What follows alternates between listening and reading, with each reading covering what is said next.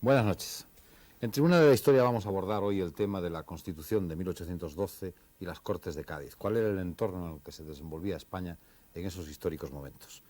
Se puede imaginar cuál era el panorama en un reducto que quedaba, que era tan solo Cádiz, enfrentado a toda la nación de alguna manera a través de las guerrillas, a través de un ejército más o menos regular, a través de cualquier sistema posible de presentar batalla contra lo que constituía el mejor ejército del mundo en aquel momento. Y de aquel reducto de Cádiz, de aquellos hombres que se agruparon allí, nació pues todo un sistema. Y si la Constitución francesa pues nació de toda una revolución con la sangre, con la violencia, con todo lo que acompaña a las revoluciones, la Constitución española pues nació quizá de un sentido exacerbado en ese momento más que nunca, de un principio de soberanía nacional. Se cambiaron muchos aspectos de lo que era la vida tradicional española, porque ahí estaban los mayorazgos, ahí estaba un sistema artesanal de producir riqueza. España dio un paso importante tal vez para entrar en lo que es la Europa de hoy. Cambió mucho la Constitución de Cádiz, cambió el entorno y sobre todo se agruparon todos frente a un peligro que se venía de encima y fueron capaces de hacer lo que luego fue recogido en tantas otras constituciones, quizá como imitación o como punto de partida o como base de donde salir. De esto vamos a tratar con cuatro insignes profesores que nos pueden aclarar muchísimos puntos desconocidos para nosotros sobre la Constitución y las Cortes de Cádiz y sobre todo sobre el entorno en el que se produjo este hecho histórico. Son don Enrique Tierno Galván, catedrático de Derecho Político; don Lorenzo Martín Retortillo, que es catedrático también de Derecho Administrativo de la Universidad de Zaragoza; don Luis Sánchez Agesta, catedrático de Derecho Político en la Complutense; y el profesor don José Luis Comellas, catedrático de Historia de España Contemporánea en la Universidad de Sevilla. Para centrar un poco más los datos, los hechos, vamos a ofrecer como cada noche unas imágenes filmadas con un previo guión. El 24 de septiembre de 1810 es un día especial para los habitantes de la isla de León. Diplomáticos, extranjeros, militares, nobles, comerciantes y artesanos constituyen un grupo variopinto que se arremolina para contemplar un espectáculo insólito. 104 diputados, representantes del pueblo, penetran en la iglesia de San Pedro para prestar juramento ante Nicolás María Sierra, miembro del Consejo de Estado. ¿Juráis defender la santa religión apostólica, católica y romana sin admitir ninguna otra en este reino? ¿Juráis preservar la nación española en su integridad y no ahorrar esfuerzo alguno para liberarla de sus opresores? ¿Juráis mantener a nuestro amado soberano don Fernando VII en posesión de todas sus tierras y hacer todos los esfuerzos posibles para liberarle de su cautividad y colocarle en el trono? ¿Juráis cumplir leal y legalmente las tareas que la nación os ha confiado preservando las leyes de España, aunque modificándolas si fuera necesario cambiarlas para el bien de la nación? La respuesta de los diputados resuena solemne en el amplio recinto del templo. Sí, juramos. Por primera vez en la historia de España, la nación está representada en un congreso de ámbito nacional. Mientras las tropas francesas avanzan hacia Cádiz, un grupo de hombres acorralados protagoniza una de las más importantes empresas de nuestra historia. Desde el último rincón de la península, comienzan la difícil tarea de la reconstrucción. El juramento de los diputados perfila algunos de los rasgos característicos del proyecto constitucional de Cádiz. De acuerdo con el contenido del mismo, el proceso revolucionario aparece como una empresa legal muy distinta de la que había plasmado en Francia la Constitución de 1791. El Código francés es fruto de una violenta revuelta social protagonizada por las clases populares urbanas y la burguesía y radicalizada por la presión desbordante de la revolución campesina. En Francia, el feudalismo se suprime, la tierra se entrega a los campesinos, se establece la libertad de expresión y conciencia y se rompe definitivamente con el pasado. En España, la Constitución de 1812 pone al descubierto la moderación de la política de los hombres de Cádiz. Los diputados insisten en la vinculación del proyecto constitucional con viejas y seculares tradiciones políticas. Los españoles del siglo XIX, revolucionarios o no, se ha escrito, aparecen poseídos de una verdadera fiebre de tradición. Sin embargo, la vinculación con el pasado es escasa. El levantamiento de 1808 es un alzamiento popular contra la invasión extranjera. Solo la pasividad e ineficacia de las clases dirigentes permiten configurar un poder revolucionario. Aunque los textos legales francés y español responden a planteamientos históricos distintos, la Constitución de 1812 está inmersa en un mundo en profunda conmoción a partir de la expansión de los postulados racionalistas y presenta estrechas vinculaciones estructurales y formales con el Código de 1791. La Constitución de Cádiz surge como símbolo de la voluntad reformadora de un sector significado de la población española, porque los nuevos tiempos demandan nuevos y profundos cambios. En 1851, Evaristo San Miguel escribía: «Los hombres fueron otros a finales del siglo XVIII. Cambiaron su educación, sus costumbres, sus opiniones. Vino a menos el respeto, se rasgaron los velos del encanto, los ídolos cayeron. ¿Quién tuvo la culpa de este cambio? ¿Quién pudo impedirlo? Cuestión inútil. Nadie. Ha sido la mano de los tiempos». Los diputados de Cádiz aparecen ante el pueblo como depositarios del poder popular surgido en la España de la Resistencia. Son hombres que desempeñan papeles importantes en las juntas provinciales y locales. 97 eclesiásticos, entre ellos 5 obispos, 60 abogados, 55 funcionarios públicos, 16 catedráticos de universidad, 4 escritores, 2 médicos, 32 militares, 8 nobles, 9 marinos, 15 propietarios y 5 comerciantes. En la sesión inaugural de las Cortes, Muñoz Torrero pronuncia su famoso discurso programático. Los debates son largos y tumultuosos, los objetivos claros y concretos. Los diputados desean un régimen nuevo para una sociedad diferente. La organización del sistema político parte de la Declaración de la Soberanía Nacional y de la necesidad de proteger los derechos individuales repartidos a lo largo del texto constitucional. La libertad civil, la propiedad y los demás derechos legítimos según el artículo 4. La libertad de imprenta, la igualdad ante la ley y el derecho de petición. A partir de este planteamiento, se establece la división de poderes. El legislativo corresponde a las Cortes y al rey, el ejecutivo al rey y el judicial a los tribunales. El monarca posee iniciativa legal y veto suspensivo limitado. No puede impedir, suspender ni disolver las sesiones de Cortes. En ejercicio del poder ejecutivo, puede nombrar y separar libremente ministros, preside las Fuerzas Armadas, dirige las relaciones internacionales, firma la paz y declara la guerra, dando después cuenta documentada a las Cortes. Dispone de la tesorería pública e inspecciona la administración de justicia. El derecho de representación se hace patrimonio común de todos los ciudadanos avecindados. Sobre las bases de igualdad, libertad y propiedad, la sociedad estamental se desintegra. Una sociedad de clases emprende su nueva andadura. Y vamos a comenzar el coloquio. ¿Cuál es la trascendencia histórica del proceso constituyente, de lo que ocurrió en Cádiz? La pregunta esta es genérica, quisiéramos que comenzara usted, profesor Tierno Galván, por explicarla.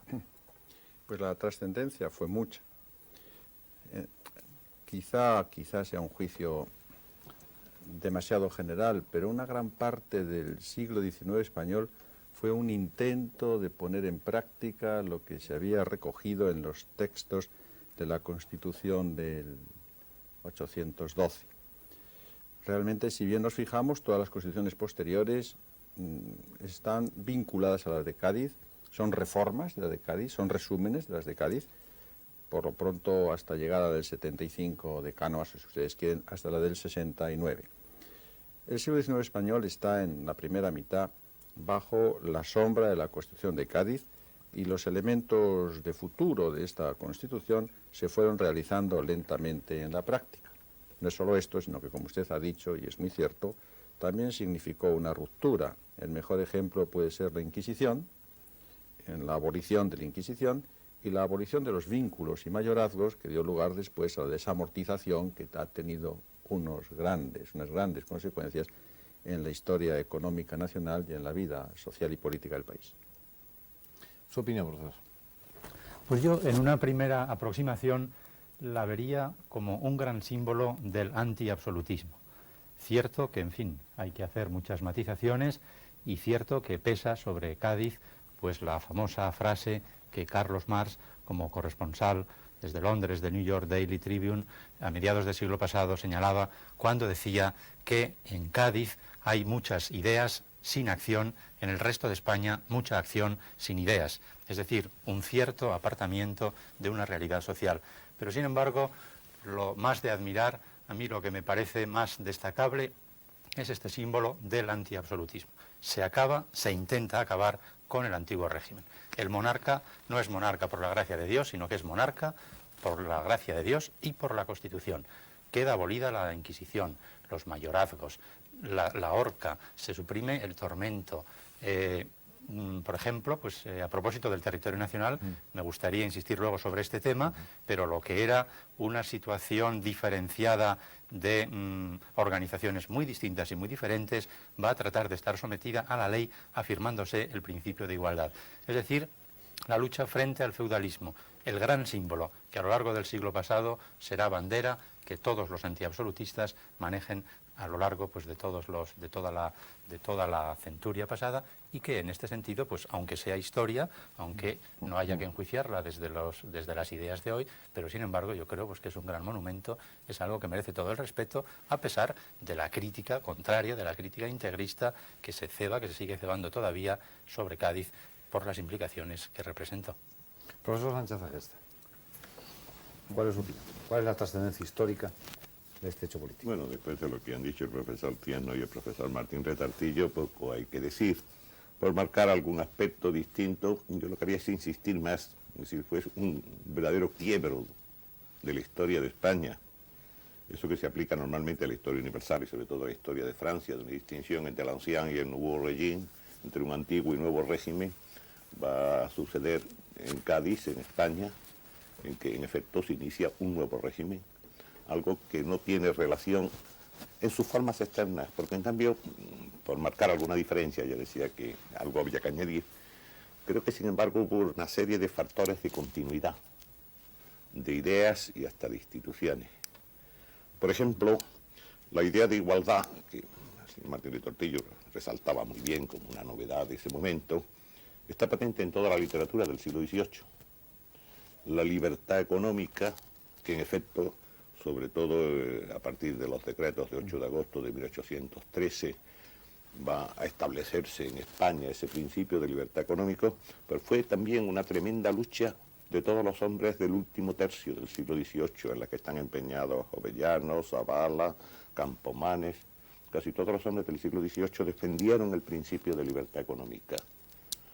Y ahí tuvo una realización histórica. Desde ese punto de vista hay un elemento de continuidad. En cambio, incluso la centralización arranca en España en gran parte de las Cortes de Cádiz, donde se estableció que unos mismos códigos regirían en todas las partes del país, donde se estableció la primera división que luego no se llevó a cabo, provincial, con una serie de unidades gemelas, estilo de la Revolución Francesa.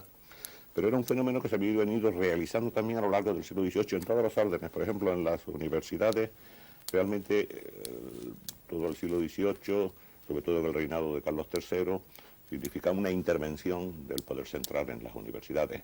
Hasta se unificaron los órganos, porque es cuando va a surgir a fines del siglo XVIII la primera Junta de Estado, que sería el primer antecedente del gobierno, como un órgano central que se expande su acción a toda la vida española. De modo que hubo en efecto una enorme novedad, fue un verdadero quiebro en la historia, pero sin embargo con una serie de elementos de continuidad, cosa que es natural, porque la historia como natural nunca es novedad, siempre hay elementos que se mantienen. Su opinión, profesor. En realidad, las Cortes de Cádiz son un hecho que se produce a comienzos del siglo XIX y que no tiene precedentes. Quizás lo que yo quisiera destacar justamente es esta carencia de precedentes claros en España. Porque efectivamente, cuando estudiamos las Cortes de Cádiz o la Constitución de 1812, comenzamos casi al mismo tiempo una nueva asignatura, la asignatura de Historia Contemporánea o de Historia de España Contemporánea. Da la impresión de que las cosas vienen de por sí, de que nacen espontáneamente y que de pronto nos encontramos en una nueva edad, que los españoles que viven aquellos hechos son conscientes de esa nueva edad y entonces se constituyen, es decir, realizan el cambio hacia el liberalismo propio del nuevo siglo en que están embarcados. Creo que habría que tener en cuenta que si enlazamos la edad moderna con la contemporánea, el siglo XVIII con el siglo XIX, no se ve tan clara esta hilazón, es decir, este engarce entre el antiguo régimen y el nuevo régimen, en virtud de qué mecanismo se pasó de lo antiguo a lo nuevo, y cómo pudo darse en España este ejemplo realmente único en el mundo, de una revolución liberal, sin lágrimas y sin sangre, como decía Quintana en sus cartas a Lord Holland. Yo añadiría aquí un poco en plan de anécdota, sin sangre ciertamente, no sin lágrimas, porque se derramaron en la Corte de Cádiz muchas lágrimas, lágrimas de emoción. El señor diputado se emociona, dice el taquígrafo copista, y efectivamente en un momento prerromántico, aquellos señores que estaban convencidos de que iban a estar haciendo una España nueva, se emocionaban, pero de verdad. Ahora bien, ¿cómo plantearíamos este problema? ¿Cómo nacieron las Cortes de Cádiz? Se ha hablado hace un momento, se refería a ello el doctor Sánchez Agesta, a la continuidad que de Cádiz, hasta si queremos, acá mismo, hasta el momento que estamos viviendo, hemos tenido. Ahora bien, este otro problema de la continuidad del antiguo régimen al nuevo régimen, eso que se llama la función histórica, cómo devino la situación para que las Cortes de Cádiz fueran posibles, me parece que es un problema que tendríamos que dilucidar, porque de él deriva justamente la importancia como hito, como comienzo que tienen las Cortes de Cádiz. Evidentemente fue una eclosión, pero esta eclosión tuvo que partir de algo, de algún sustrato que existía en el fondo de determinados elementos que pensaban y que vivían en nuestro país para que esto fuera posible. Y tengo la impresión de que si no analizamos lo que fueron las pre-Cortes de Cádiz, cómo se llegó a las Cortes de Cádiz, nunca comprenderemos cabalmente lo que estas significan.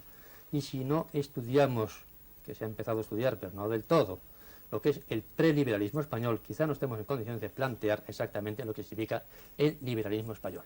De modo que para terminar, yo diría que hace falta establecer esa continuidad hacia aquí, hacia la actualidad, pero al mismo tiempo también ver de dónde nace este movimiento que iba a definir una serie de constantes propios de toda la edad contemporánea española. ¿Y quiénes eran, profesor Tierno, esos hombres de las Cortes de Cádiz? ¿Eran representantes elegidos por el pueblo o eran una élite? Realmente había una continuidad, es decir, la mayor parte de los que estaban en las Cortes podríamos decir que eran ilustrados. Y por otro lado, estos ilustrados, muchos de ellos tenían ya un cierto hervor romántico. Parece que hay ejemplos tan claros como el cura, que se llamaba entonces el abate Marchena, que yo creo que podría ser un ejemplo que podríamos elegir. Don Marcelino Méndez y Pelayo, el que hablábamos hace algún tiempo, hace ahora unos minutos, tiene un estudio que es clásico sobre Marchena y que realmente precisa bien las características generales, aunque después hay mucha más literatura. Dos profesores, el señor Elías Díaz y el señor Morodo, han hecho un estudio sobre la composición sociológica de las Cortes de Cádiz y prácticamente no faltaba ningún estamento salvo lo que hoy llamaríamos el proletario. Por otra parte estaban los hidalgos, esta expresión se empleaba mucho. Yo tengo un libro, una antología de las actas de las Cortes de Cádiz y por eso recuerdo que esta expresión se emplea. Había sacerdotes, que se suele citar siempre un ejemplo, Martínez Marina. Y por otra parte estaba el hombre estudioso, erudito, de buen humor, que mantenía una cierta conexión humorística con los hechos, cuyo ejemplo máximo puede ser don Bartolomé José Gallardo, cuyo, bueno, todos conocemos las Apología de los Palos y el Diccionario Crítico Burlesco, que realmente son dos libros notables. El Diccionario Crítico Burlesco es un libro imprescindible como guía de lo que entonces eran. De tal modo que por estratos, o si se prefiere, por estamentos, apenas faltaba nada, porque estaba también allí el conde de Toreno, con otros. Y luego clérigos que estaban siempre rozando la apostasía, como el que hizo el gran discurso contra la Inquisición, que si no recuerdo mal se llama Rodríguez del Padrón. Ruiz del Padrón, que murió después en Filadelfia, porque vi yo unos papeles en Filadelfia donde dio un gran discurso a una iglesia protestante, arribó con una fragata después de la huida a la llegada de Fernando VII. Se puede decir que son las Cortes en que estaba mejor representada la sociedad española y, como decía el señor Comellas, y había insinuado mi colega, mi amigo, pues Sánchez Agesta, evidentemente también es colega, aunque de otra rama de los estudios universitarios, señor Comella, como lo es también el señor Retortillo, aunque de otra rama. Hay una continuidad, es muy cierto, pero es una continuidad que estas gentes tienen algo de común. Y es eso que tiene ese elemento común, que por una parte es un exacerbado nacionalismo, que por otra parte en muchos casos es una defensa de los intereses del futuro, de lo que va a ocurrir en el futuro de España, por otra parte los intereses históricos. Pero yo de verdad creo que les unía un elemento cultural y era el haber asumido la novedad cultural de Europa. todas estas gentes más o menos estaban educadas en Rousseau, en Montesquieu, en los procesos de la Ilustración, y esta unidad cultural es lo que dio sentido, a mi juicio, al proceso de las Cortes e incluso a la Constitución. Yo diría que es una de las veces que en España unas Cortes que, en cierto modo, son Cortes de intelectuales, revuelven el país, le alteran, le ponen en otra tesitura, y luego, claro, queda el enorme problema de ajustar esa especie de revolución hecha por gentes que llamo intelectuales, aunque quizás no sea exacto, pero por gentes que tienen preocupaciones teóricas. Luego queda el problema de ajustarlo a la práctica. Pero me parece que este elemento cultural era el común, porque casi todos escribían, tenían folletos, hacían... En fin, no sé, porque no, precisamente un historiador no soy. Es una idea que he sacado leyendo algún libro sobre el tema. Don Luis Sánchez Agesta, entonces esto posiblemente pueda ser usado como argumento en contra de esas mismas Cortes, es decir, el proletariado, nos ha dicho usted que no estaba representado, quizá en aquel momento no tenía el aspecto importante que puede tener hoy, pero la clase media española, que debía de ser muy importante. La clase media española estaba altamente representada. Había aproximadamente, porque claro, las cifras variaban mucho, porque por la forma en que se constituyeron las Cortes no había posibilidad de elegir, y normalmente eligieron los mismos representantes de Cádiz, salvo cuando alguna zona se liberaba y mandaban un representante. Además, unos se incorporaron a los 3 meses, otros a los 2 meses, y cambian mucho las cifras. Pero había unos, eran clase media, eran unos 95 eclesiásticos. Hay que tener en cuenta que el eclesiástico de la época muchas veces es puramente un intelectual. Hay que tener en cuenta que muchos se acogían incluso al estado eclesiástico para disfrutar de algunos pequeños beneficios de estatus que el estado eclesiástico daba. Luego había pues muchísimos abogados, como pasa siempre en España, 50 o 60 abogados. Había también profesores de universidad, que algunos eran eclesiásticos al mismo tiempo, por ejemplo el famoso Muñoz Torrero, que había sido rector de Salamanca. Y luego había pues algunos comerciantes, es decir, lo que hoy llamamos clase media de otro tipo, pero había sobre todo clase media intelectual, como destacaba muy bien mi querido amigo y colega específico, porque es un catedrático de la misma asignatura, el profesor Tierno, pues eran fundamentalmente intelectuales. Es decir, eran plenamente representativas, sí, a su juicio. Realmente uno de los vicios fueron representativos de la sociedad española ilustrada de esa época. Indiscutiblemente había de todos los grados de esa clase media.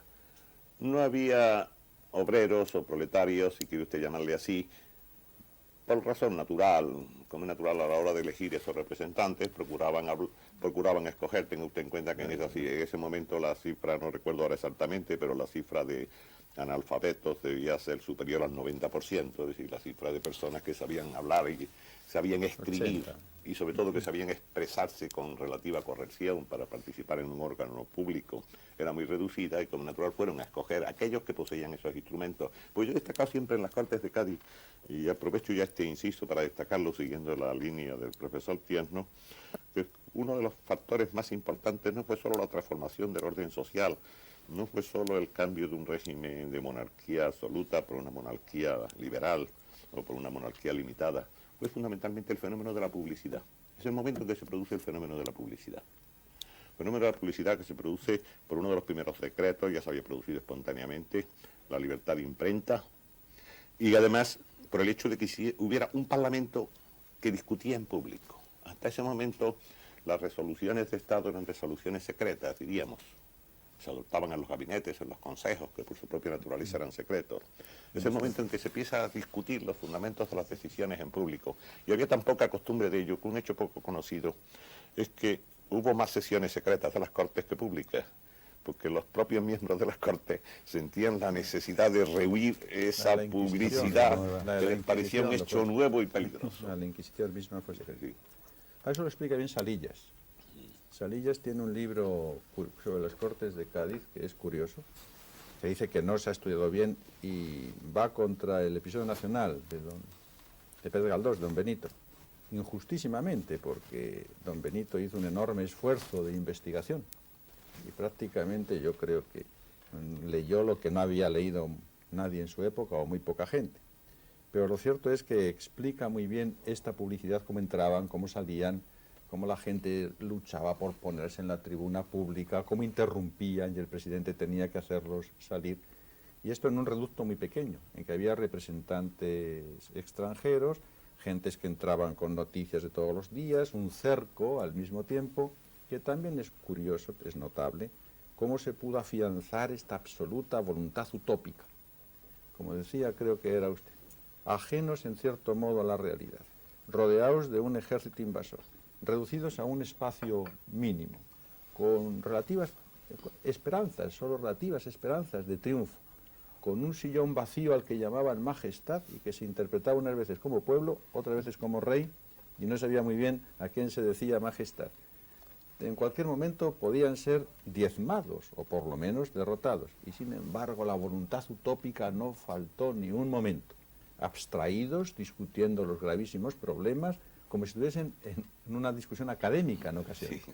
¿Qué Es un pudo hecho ser la notable. coordinación de esa voluntad utópica? ¿Qué pudo ser la motivación que Bueno, tenía? yo creo que ahí aflora una modernidad pues muy vivamente, es decir, ha habido una preparación, se han fraguado muchas cosas, muchas ideas, pero también hay una quiebra, hay una ruptura, porque con motivo de la Revolución Francesa el absolutismo se cierra de banda, es decir, esto ha sido estudiado pues, por Anes, ha sido estudiado por Caro Baroja para la Inquisición, todos estos pasos que se iban dando se cierran, se quiebran, pero claro, es el levantamiento del país, el abandono, la familia real que es trasladada fuera por las buenas, hay una reacción y entonces aflora este conjuntarse de clases muy selectas. Evidentemente, claro, hay que tener en cuenta, es decir, no había obreros, no había proletarios, es que estamos en la época preindustrial, estamos en el feudalismo, no ha llegado la revolución industrial todavía, ¿no? Pero a mí una cosa que me sorprende y sobre la que sí quiero decir algo más, que ya se apuntaba antes, es este tema del sin sangre, el ejemplo pacífico, es decir, es una revolución que siempre se dice una revolución sin sangre. Lo repite el poeta Quintana, que fue secretario, redactó muchos documentos muy bellamente, y lo dice, por ejemplo, pues con palabras enternecedoras, Flórez Estrada, en esa bellísima pieza de la literatura política española que mandaría después a Fernando VII, él en defensa de las Cortes, porque los de las Cortes de Cádiz actúan absolutamente pacíficamente, pero después, cuando viene la reacción fernandina en 1914, la dureza aflora, el volver, el abandonar estos decretos, en fin, la misma proclamación que dicen como si nada se hubiera hecho, como si nada hubiera existido, y volver pues a todas estas durezas Quitarlos de en medio del tiempo. Sí, La en palabra fin, que las palabras literales, Fernando las palabras VII. literales Sí. sobrecogen. O Entonces por a lo mí me menos impresiona... los que redactaron el decreto. Y hay algo que es, vamos, que todos sabemos, que cuando llegó el momento se hizo 3 clases de españoles, puros, purificados e impuros, y se daban los correspondientes certificados. El periodo del 14... ¿Cuáles eran las clases? ¿Cómo eran la división entre españoles? A tenor de que se hacían... Bueno, eso ya es otra cuestión. No, eso es cuando en el Pero vamos, 14... es la consecuencia inmediata de la reacción fernandina. Cuando en el 14 se cierra de banda, entonces se abandona todo, Sí, son sí. perseguidos, tienen que huir, muchos son ejecutados, muchos son condenados a muerte. Es decir, la Constitución que ha prohibido, pues ha prohibido la horca, que ha prohibido la tortura, que ha prohibido la confiscación de bienes. Es decir, esto es modernidad pura, ¿no? Pues todos ellos mismos van a ver que o son condenados, o son perseguidos, o sus bienes son confiscados, etcétera, ¿no? Y claro, hay un problema, pues que el proyecto ideal o utópico resulta que también comienza a incidir sobre la realidad social. Es decir, Fernando VII pues es un rey peculiar, es un rey, pues en fin, es un rey poco simpático, a pesar de que se le llamara el deseado, pero Fernando VII no está solo, es decir, la reacción fernandina está apoyada por alguien. Viene el miedo de todos los estamentos del antiguo régimen. Por ejemplo, pues un supuesto que a mí me toca muy de cerca o me interesa en la organización municipal, en los ayuntamientos, ¿no? Las Cortes de Cádiz tienen pues, un precepto muy importante, muy significativo, de acuerdo con el cual el 309 se dice, en todo el territorio nacional habrá ayuntamientos electivos. Esto quiere decir que España, que entonces era pues, un conjunto de señoríos, de condados, de ducados, de tierras de realengo, gobernadas pues, por frailes, señores, cada uno mandaba como quería, por las buenas se dice, no, cada parcela del territorio va a estar dividida. Ahí habrá un órgano de gobierno municipal y sus representantes serán elegidos. Claro, frente a esto, pues toda esta disparidad de funcionarios, de regidores perpetuos, anuales, bianuales, los que habían comprado los oficios, lo que se perpetuaba, toda una corrupción de siglos y de siglos y de siglos, pues va reaccionando y en efecto, pues aquí nos encontramos con que, conectando con lo que antes decía, el proyecto tan racional, tan utópico, que nos parece tan válido, visto muchos años después, se encuentra con el choque tan duro de los sectores sociales que van a ser perjudicados si se llevan a cumplimiento las prescripciones de la Constitución. Parece un hecho comprobado, señor Comellas, que cuando las condiciones exteriores son más duras, nace mejor la utopía. Es decir, que cuando todo alrededor es un caos, entonces uno piensa en cómo sería la maravilla de un futuro distinto, diferente, que se podría hacer.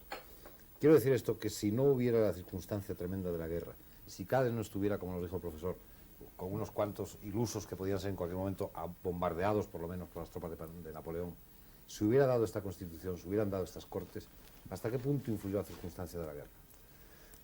Bien, el hecho de que hubiera pasado, sí, es siempre un futurible. Yo no me atrevería a Sí, preguntárselo no, pues así. es que aquí, yo en cierto modo soy el historiador de profesión, no soy jurista, no soy historiador del derecho, como los aquí presentes. En ese caso, pues casi me ruborizo cuando tengo que contestar qué hubiera pasado en otras circunstancias. Pero, desde luego, creo que sí, que las circunstancias difíciles suelen, por lo menos es un hecho comprobado en historia, suelen dar lugar a estas situaciones, a estas audacias, porque no cabe duda de que la obra de las Cortes de Cádiz fue una obra audaz para aquellos tiempos. Debemos situarnos en 1810 y no en 1979, en que muchos de los logros nos pueden parecer tímidos. Ahora bien, yo diría que volviendo al tema del espíritu de las Cortes de Cádiz, que hemos estado analizando aquí, se han visto unas ideas tan finas y tan penetrantes sobre ese utopismo, sobre ese idealismo de los elementos que constituyen las Cortes de Cádiz, habría también que precisar un poco más en cuanto a los componentes, que es por donde hemos empezado a hablar. Efectivamente, en las Cortes de Cádiz hay unos 220, 230 diputados en la época final. Al comienzo solamente había 95, entre los cuales efectivamente, como se ha destacado aquí, como ha visto el doctor Sánchez Gesta, había representantes de muchos estamentos de la sociedad que entonces podía hablar y podía actuar. Y no olvidemos esos 95 o incluso 97 clérigos que tenían una representación, si es que pudiéramos hablar de representación de la Iglesia, superior incluso a la que tenían en el antiguo régimen, puesto que constituían durante bastante más de la mitad de la duración de la Corte de Cádiz, más de un tercio del total. Ahora bien, hay una cantidad muy grande de personas en las Cortes de Cádiz. Y cuando estamos hablando de ese utopismo, de este intelectualismo, de ese sentido idealista, de ese sentido soñador, audaz, etc., nos estamos refiriendo, quizás sin darnos cuenta, no a todos los elementos de las Cortes de Cádiz, sino a una parte, incluso una parte mínima. Recordemos, sin más, un hecho. De estos 220 y tantos diputados, solamente 110, es decir, aproximadamente la mitad, pidieron la palabra en las sesiones. El resto no habló durante 2 años y medio. Es sorprendente, pero es un hecho que hay que tener en cuenta. Quiero decir que si hablamos que las Cortes de Cádiz son representativas, que están todos los elementos de la sociedad, que si hay una serie de personas de diversas gamas, ¿quiénes actúan? ¿Qué son las Cortes de Cádiz? ¿La totalidad de esos 220 y tantos señores o son esos 110? Más aún, de esos 110 señores, solamente 33 hablan con frecuencia. Son realmente los que llevan la voz cantante. Sí, pero yo creo que es que eran los que sabían hablar, los que tenían ideas, los que exactamente, persuadían. sí. Y por otra parte, aquello era contradictorio, era sumamente contradictorio, porque hay elementos de un utopismo incuestionable. Yo no sé, pero me parece que a las personas de color les llamaban españoles de origen africano. Sí, los españoles oriundos de África. De África, que es la expresión que se emplea para designar a los negros para poderles tener como otros iguales. Se discutió el asunto más que ningún otro, incluso más que la soberanía nacional. Hay una cantidad de palabras y palabras almacenadas. El tema de la esclavitud que está muy bien planteado, claro. Ese Sí, es un por una caballo de parte batalla eso. tremendo, Luego claro. están los españoles de ultramar, que es otra manera de asimilar a lo que eran las colonias a las condiciones de provincia, porque ya se habla de las provincias de ultramar, y se intenta liquidar ese. Eso, yo no sé, en cierto modo es utópico, lo otro es más concreto. Hay formas como la municipal, que es muy concreta. La fórmula para la imprenta es valiosa. Hay una multitud de organizaciones insinuantes, pero organizaciones que insinúan la administración de los 3 poderes. El legislativo, bien, el ejecutivo se formula por primera vez con un criterio clave, y el judicial también tiene su aspecto. Por otra parte, se refieren a lo medieval con una gran frecuencia, como pretexto quizá, pero se refieren con mucha frecuencia a las cortes medievales, como enlazando con ellas. Hay una avalancha de libros franceses, pero hay un cuidado del idioma exquisito. verdaderamente es una preocupación por no incluir ningún galicismo, ningún anglicismo. La protesta surge enseguida. La contradicción es absoluta. Están defendiendo a veces, y se queda una sombra en las actas, términos muy concretos de logística militar. La cantidad de dinero que se ha recibido, la cantidad de armas que hay que dar, están enterados hasta el pormenor de algunos de los supuestos concretos, y a la hora siguiente pasan al nivel puramente de discusión de carácter casi académico. Yo dijera que de todas las cortes que hemos tenido, incluyendo las actuales, la más contradictoria en sus términos fue evidentemente aquella hablando de cortes constituyentes. Y esa contradicción es muy explicativa del momento en que se produjo la situación de las cortes mismas. Claro, porque yo quería decir que hay una dosis importante de utopismo, pero también hay una dosis muy importante de defensa de los que serían intereses propios y peculiares de muchos de los allí presentes o allí representados. Es decir, estamos en los albores del liberalismo, es decir, estamos en el constitucionalismo, la refleja la defensa pues de intereses, pues en fin, que esquematizando un poco se dicen típicos de burguesía, la libertad del comercio, la libertad de circulación, las referencias constantes que se hace a que hay que superar las aduanas interiores. Usted ha citado Flores Estrada. Claro, Flores Estrada, libertad personal, la defensa de la propiedad, la no confiscación, pues que era una modalidad normal en el antiguo régimen. La defensa de la propiedad es algo que interesa perfectamente a la clase burguesa, diciéndose que si se interfiere de alguna manera en la propiedad, es la expropiación forzosa, pues debe ser indemnizada.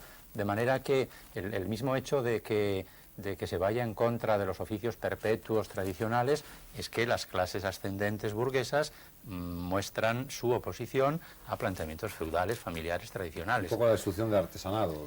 Hay un aspecto... No, quizá ahora hayan dicho, sí. Es una expresión de la burguesía liberal y de ahí hay que partir. Claro. Lo poco que habíamos tenido. Entonces hay un aspecto sobre el que yo quisiera llamar la atención. Es decir, las Cortes de Cádiz hicieron una constitución que se parecía mucho a la constitución francesa de 1791, pero luego realmente la que repitieron y copiaron literalmente otras revoluciones en Italia, en América, en Portugal mismo, fue la Constitución de Cádiz. Muchas veces me ha dado a mí que pensar cuál ha sido la razón fundamental. Y yo creo que la razón fundamental fue porque por esa presencia de clérigos de que hemos hablado todos, ¿no? Es, yo diría impecablemente, no sé si la palabra está bien dicha, porque quizás es pecablemente confesional. Es decir, las Cortes de Cádiz bautizaron la revolución. Desde el principio, Y lo que ¿no? era, desde el los primer orígenes, momento en bautizaron nombre de la revolución. Santísima Trinidad, ¿no? Y En nombre claro, del Padre. Y claro, como consecuencia de ello, lo hicieron una mercancía que circulaba muchísimo mejor por Europa. Es que esa es la pregunta que queríamos además hacerle, el por qué luego de esa constitución para las constituciones americanas futuras fue tan importante. Fue importante para algunas, no para todas, y normalmente se adoptó en un primer momento. Luego la influencia francesa y la influencia inglesa, no hay que olvidar que esto es otro tema y además nuestro historiador podría hablar mucho más de ello que yo. No hay que olvidar que en casi toda la independencia americana hubo mucho América, Estados Unidos concretamente, Inglaterra fundamentalmente, sobre todo en la época de... luego ya se dulcificó un poco en el momento en que los ingleses fueron aliados de los españoles frente a Napoleón, ¿no? Pero hubo muchísimo el capital inglés, las ideas inglesas, la presencia inglesa y los franceses también. La influencia de la Constitución fue mucha. Y la Constitución española influyó normalmente en un primer texto constitucional y en algunos artículos, algunos se mantienen hasta hoy, de la Constitución de Cádiz, que están todavía en algunas constituciones americanas, pero en cambio influyeron muchísimo más luego ya la Constitución francesa, sobre todo. Y la Constitución de los Estados Unidos, que incluso ya a mediados de siglo, no hay que decir, en México y por ejemplo en la Argentina, prácticamente lo que se hizo fue traducir al castellano la Constitución de los Estados Unidos. Ahora en un primer momento... De lo que había alrededor, Claro. Libros, folletos, no olvidemos al filósofo Rancio, por ejemplo, no podamos olvidar la reacción. Sí. Yo Padre creo que Vélez, es el padre Vélez, ¿no? interesante, yo creo que es un aspecto interesante. Porque con gran libertad se dejaban también publicar folletos contrarios, libros que iban en contra, más que libros que entonces se publicaron pocos, folletos. Y surgieron realmente entonces los dos conceptos claros, de moderados, progresistas, como se quiera, lo que llamaríamos derechas e izquierdas, con una abundancia de publicaciones que después aún se duplicaron Y de estos folletos, libros, indicaciones, llegaron muchísimos a los países hispanoamericanos. ¿Y surgió de aquí, en su opinión, la tópica frase de las dos Españas, por ejemplo? ¿Fue ese Pues, nacimiento? yo creo que la frase, yo no lo sé, pero no recuerdo haberla leído ahí, ni tampoco creo que se postulase así, porque realmente entonces las dos Españas que había, la invadida y la que quería recuperar el territorio invadido, esas eran las dos Españas. Los demás, aunque discrepaban, todos coincidían en un hecho fundamental, y es que había que expulsar al invasor. Y por lo tanto eso daba una especie de unidad sentimental y un horizonte común que no discutía nadie, porque eso hubiese sido traición de lesa patria, y nadie discutía el tema. Cuando salieron los afrancesados y las tropas francesas, lo que Artola estudió, evidentemente ya surgieron otros temas, pero mientras tanto, la verdad es que expulsar al invasor era lo más interesante y apremiante. Pero yo creo que influyó en la primera etapa considerablemente, y digo que a veces se olvida ese contorno de folletos, de libros y los principios reaccionarios que incluso se sostenían dentro de... Porque no hay que olvidarlo, a la jerarquía de la Iglesia que representaba a Orense. Sí, Y lo que significó... Que se negó a jurar la Constitución, o el canónigo. y Claro, Guanzo, ese que es luego un lo hizo aspecto, arzobispo de Toledo. Los Fernando historiadores VII, lo han sí. estudiado bien, claro, yo no lo conozco bien, pero me parece que es un aspecto que realmente es de interés. Es más, hay una... Ahora, en la misma jerarquía, Una tesis sobre perdón usted, Quintana. Tierno, estaba el obispo de Calahorra, por ejemplo. No, es incuestionable. Sí, había de todo. Es decir, tuvo Había un más Guanzo, liberal, que no era había más jerarquía liberal. entonces, era canónico, y luego después lo hicieron arzobispo de Toledo, Fernando VII. Sí, es que desde un punto de Había vista, más liberal, desde un punto no de de vista todo, más religioso, liberal, mucho la, más Había liberal. muchísimo la más Constitución liberales. se hace en nombre del Padre, del Hijo, del Espíritu Santo, Dios, etcétera. A la hora de la religión católica, que será siempre, Se dice, iniciaron los actos con un Te Deum. y se prohíben las demás. Las elecciones Y municipales, se aprobó la Constitución finalmente con un Te Deum también. las elecciones municipales se prevé que primero debían ir a misa en el pueblo y después de misa se celebraban las Exactamente, elecciones. dice, juráis defender la santa religión apostólica, católica y romana sin admitir ninguna otra en este reino. Sí. Pero ahí Estamos en había el guión también, no hay que ignorarlo, a mi juicio, claro, pero ahí había una conciencia clara de que la única manera de evitar la agresión de ciertos sectores reaccionarios era hacer concesiones máximas. Sí, sin Yo duda creo alguna que había. eso también está, no lo sé, pero lo sospecho. Sí, efectivamente. Los tratamientos. Hay que recordar que Argüelles nos dice que el artículo 12, el artículo referente tan dogmático que la propia Iglesia lo rechazó, Sí.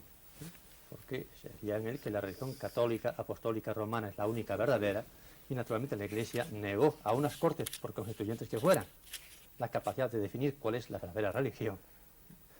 Pues bien, Y dice será Argüelles, perpetuamente, dice. sí, Es y será perpetuamente la única verdadera. Y el Valle dice que se Bueno, aprobó hay con dos- sentimiento de muchos. sí. Pero Dice se aprobó Argüelles por que- unanimidad sí. y sin discusión. Pero Argüelles afirma que se hizo para calmar la furia teológica del clero. Sí. Es decir, no sé hasta qué punto y en qué grado, porque católicos prácticamente en todos los hombres que estaban en la corteta de Cádiz, se hizo con un cierto prurito, no sé, defensivo, de precauciones, Hubo de para todo, no ¿eh? encontrar una oposición demasiado fuerte. Sí, mire usted Eso con se- ella, eso hubo se de todo, nota. porque hubo Exacto. también el que había una enorme religiosidad popular en España, y entonces se aprovechaba como un vehículo. Porque, por ejemplo, cuando se aprobó la Constitución, para dar a conocer la Constitución en España, se obligó, hay un decreto de las Cortes, a todos los párrocos, después del primer juramento de la Constitución, a que pronunciaran una plática y juraran todos los miembros del pueblo, uno por uno, juraran la Constitución. Y además se puso, o se dieron órdenes por la regencia a todos los cabildos, de modo que se aprovechaba al mismo tiempo, podríamos decir, ese poder difusivo que tenía la Iglesia en ese momento. No hay que olvidar eso que yo advertí anteriormente. Nos encontrábamos entonces con una sociedad analfabeta. En los medios de contacto y de comunicación, por ejemplo, era el párroco predicando en la misa. Por eso le decían que hiciera una plática referente al objeto de la Constitución. Le pedían al párroco. Había que divulgarla y bueno, el periodo es notable porque se ha repetido varias veces en la historia de España. Es como una espiral en que los modelos se superponen y se pueden incluso justaponer.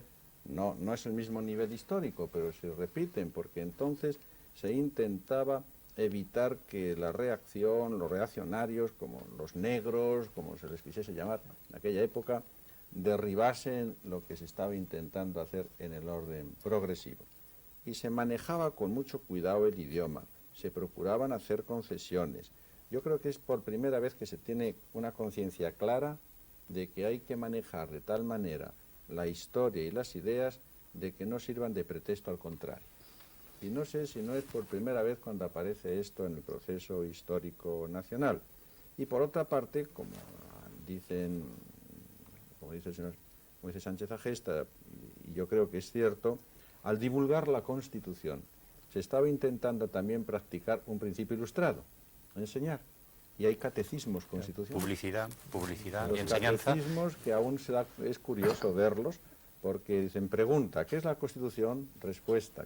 Lo mismo que si fuese un incluso claro, es un ejemplo muy notable en la historia de las constituciones, porque tiene un título dedicado a la enseñanza, a la instrucción, y dice, vamos, el profesor Sánchez Agesta lo ha estudiado, cómo surge el constitucionalismo, en fin, el derecho político en España, que hará Hay un cátedras para punto que se que quizás aplique sea la importante Constitución. ya para tratar como final, porque nuestro tiempo ya está en la recta final, que es el principio de soberanía nacional. ¿Qué importancia ha tenido esto en esa Constitución? Tuvo una enorme importancia, era, podríamos decir, el quicio fundamental del cambio en la Constitución, sobre todo desde el punto de vista de la estructura española, y por eso mismo fue el punto más vulnerable. Claro, el rey podía acertarlo todo y estuvo vacilando, en su viaje hasta Valencia estuvo vacilando, pero el punto en que más le insistieron al rey es que lo habían desposeído de la soberanía y que la soberanía había pasado al pueblo, no le decían ni al pueblo, había pasado a las Cortes.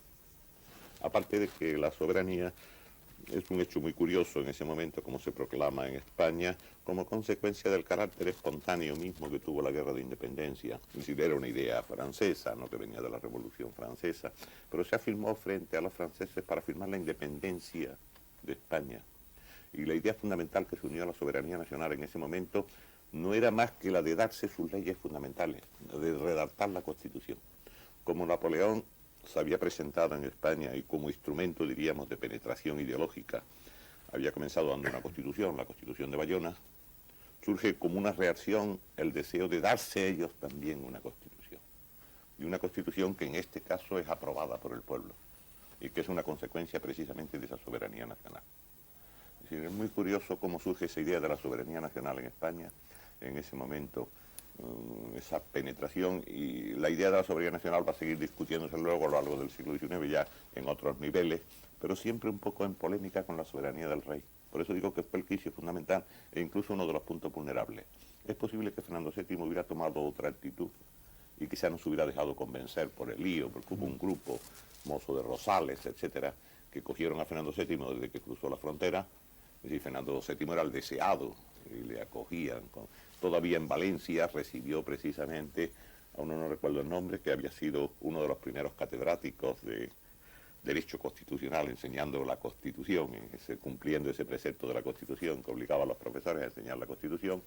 Recibió con todos los alumnos y fue saludando a todos los alumnos, Fernando VII, y felicitándolos por su aprendizaje de la Constitución. Todavía estaba dudando. Claro, pero hubo un grupo de diputados, los del Manifiesto de las Persas, y sobre todo el general Elías, que le forzaron la mano, y el argumento fundamental en que insistieron fue siempre que le habían desposeído de su soberanía. Es que este es el tema crucial, porque, bueno, pues este es un tema muy discutido históricamente, pero a mí me convence mucho la opinión de Pérez Prendes y otros de que no había habido cortes anteriores en el sentido moderno en España, porque las cortes medievales eran una cosa muy distinta. Pero a partir de este momento, el que hasta entonces era un monarca absoluto, soberano, por encima de las leyes que legislaba, resulta que dice, cuidado, que las leyes las vamos a hacer las Cortes y el rey.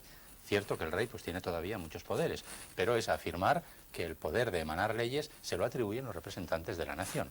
Esto es la soberanía nacional. Esto, pues claro, deja que el monarca ya no sea soberano y tiene una trascendencia pues muy notable. Es el giro copernicano, es el giro copernicano, perdone. Sí.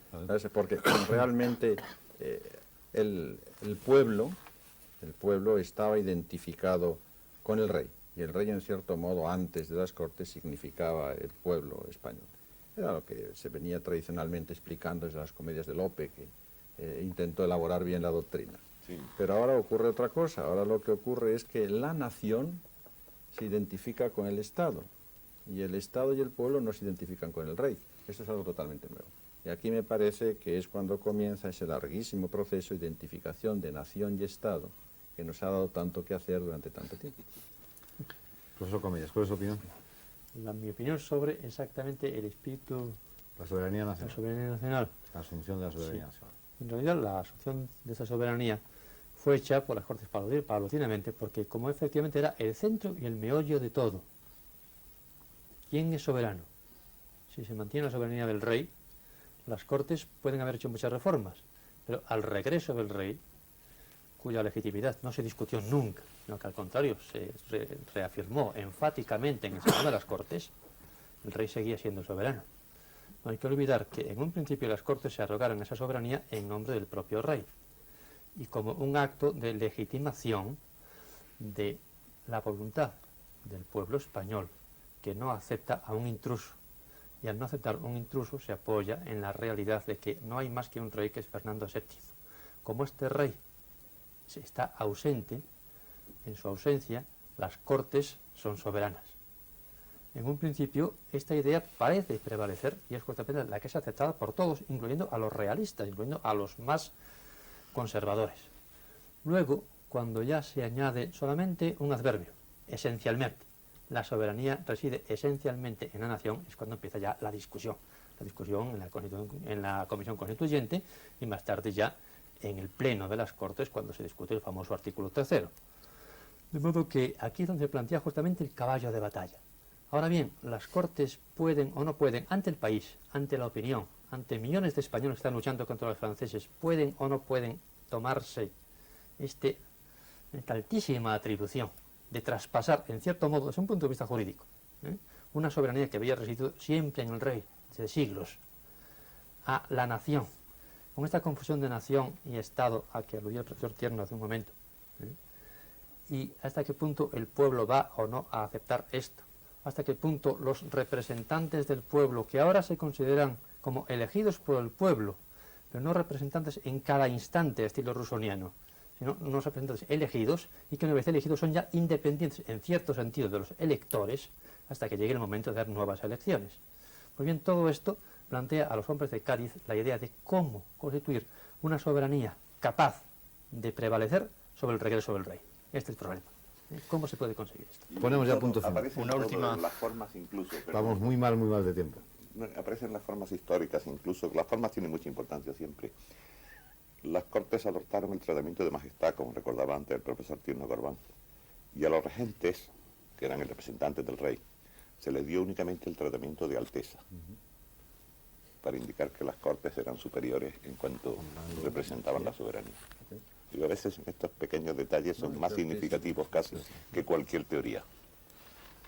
Tenemos que poner ya medio minuto. Sí, yo es que es una cosa que he pensado muchas veces a propósito de las Cortes de Cádiz y de la Constitución del 12.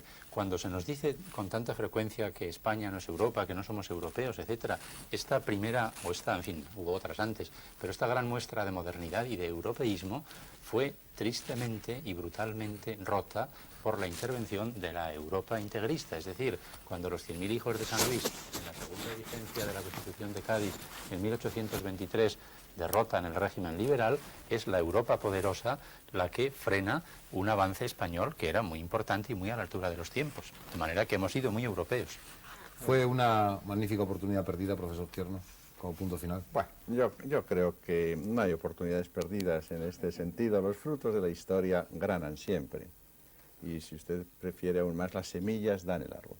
Gracias a la Constitución de Cádiz, gracias a aquel esfuerzo, la historia de España encontró las posibilidades formales y materiales de seguir en los caminos de la historia contemporánea, empezando gimnásticamente con un salto, y estos saltos siempre son buenos.